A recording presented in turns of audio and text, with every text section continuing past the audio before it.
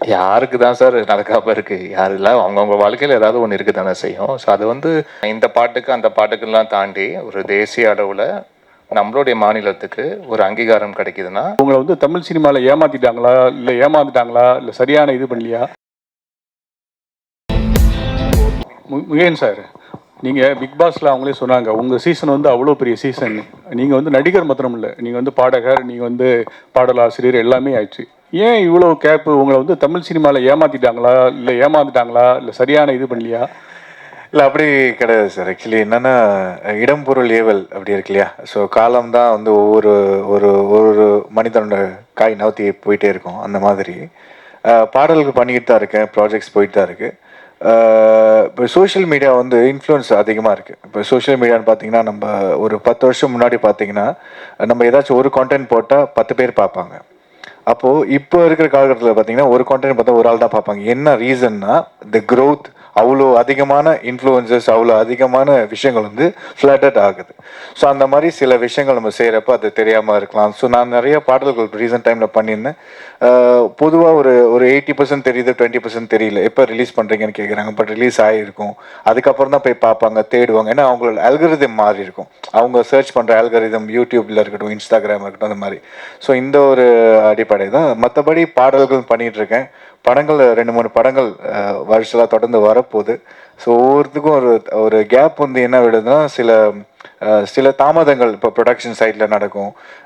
அதுக்கப்புறம் வந்து தவிர்க்க முடியாத சில காரணங்கள் சொல்லலாம் இல்லையா? எல்லாத்துக்குமே ஒரு பிரச்சனை இருக்கும் இல்லையா? ஸோ அந்த ஒரு கேப் தான் தவிர்த்து நல்ல கான்டென்ட் வந்து எப்பயுமே கொடுக்கணும்னு ஆசைப்பட்றேன். ஸோ நல்ல கான்டென்ட் தேர்ந்தெடுத்து பண்ணிட்டுருக்கேன். பிக் பாஸில் ஜெயிச்சவங்க எல்லாருமே தான் வந்து ரொம்ப ஸ்ட்ரகிள் பண்ணுறாங்க. ஆனால் வந்து கூட இருக்கிறவங்க வந்து நிறைய படம் பண்ணிடுறாங்க.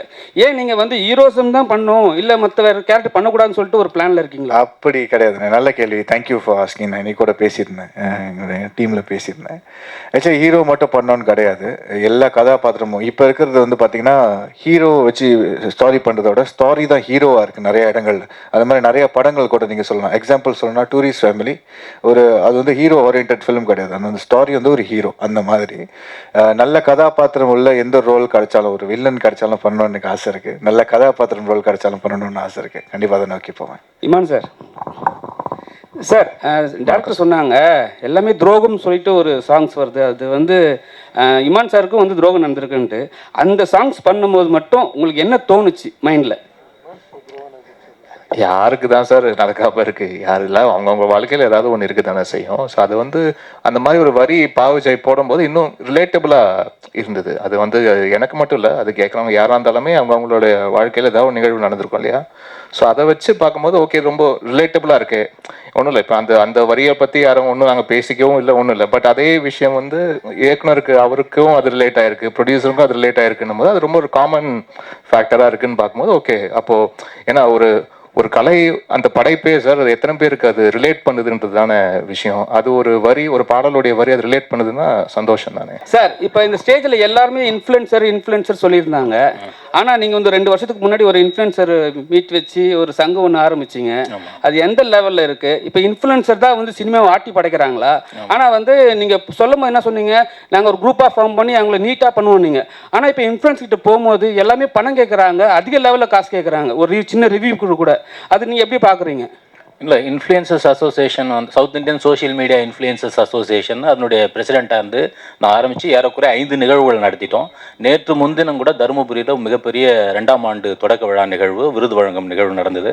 அது ரொம்ப நல்லா போயிட்டுருக்கு. தனிப்பட்ட இன்ஃப்ளூயன்சர்ஸ் என்ன பண்ணுறாங்கிறதுக்கு வந்து இன்ஃப்ளூயன்சர் சங்கம் வந்து பொறுப்பேற்காது. ஒட்டுமொத்தமாக எங்கள் சங்கத்தில் வந்து அது மிகச்சிறப்பாக நடந்துக்கிட்டு இருக்கு.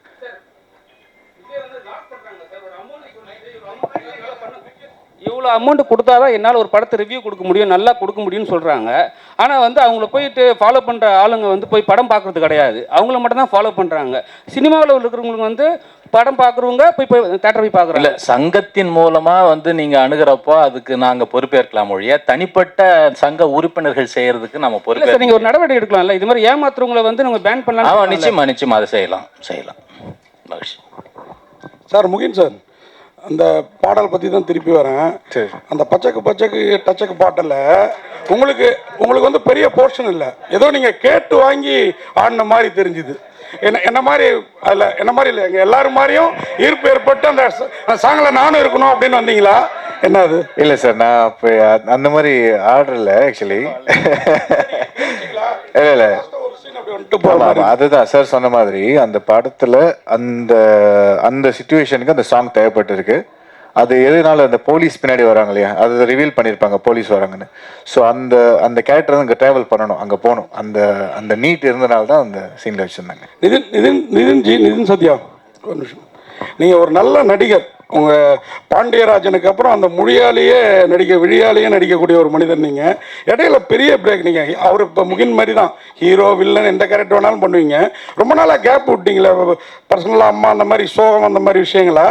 இல்லை அப்படிலாம் இல்லை. ப்ரொடியூசர் வேறு இடையில ஆனீங்கல்ல, எல்லாமே என்னாச்சு?